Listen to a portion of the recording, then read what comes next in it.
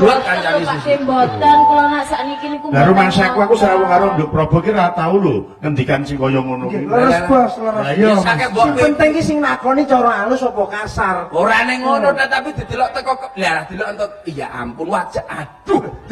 Aduh Prabu. Nyapa? Jan kaya kompor gas tak mriki.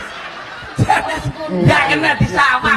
Delok ngono kaya dijak. sabar iki cobaan. Nduk Prabu. Wit awal nganti sayahane kowe jer dileloro karo Precil.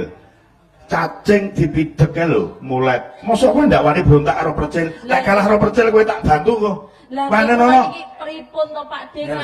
Pripun moto perih kanek sabun. Kalau saya sebagai wanita dingonokne karo wong lanang. Suwe-suwe ya diajeni wong lanang bendina sedina rong dina. Nek aku ora Sabar ana watese to, Nduk. terus bos. Nek aku ngono ku dadi wong wedok. Lah kesuwen. Ora wani saiki undi kena tak WhatsApp kok. Gacok dasmu aku tak ngono. Ora wani saiki karo aku. Kerja rene ta. Gak. Masuk karo aku. Gak aku denane mbok kok nyedak mbok ambung. Alah. Paham mau lah kok nyedak sik. Mosok ngambung irung sing mekrok kuwi. Biyen kan jane sing aku to Bos bocah. Ah, terus Saking ora tak langgati akhirnya nesu sampai saiki.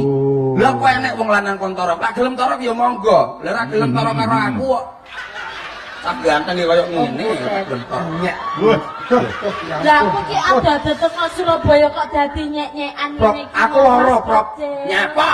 Aku sing ora duwe ati kaya awakmu, aku lara dingonokne. Dene aku kudu salah njaluk sepuro. Sepuro apa? Tidak ada sepuro bagimu. Apa? Wong kowe iki ngono kuwi mbok alah-alah. Wah apik-apik ning ngarepku tok, ku ning mburi terus ngenyek-nyenyek karo kanca-kancan. Rasan-rasane dino iki. Ya ampun. Wedok jane sapa? Sapa apa ndek ngene aku tak tau dadi Dracula lho kowe malah angel-angel diomongi. Ora usah kowe ndang nyanyi.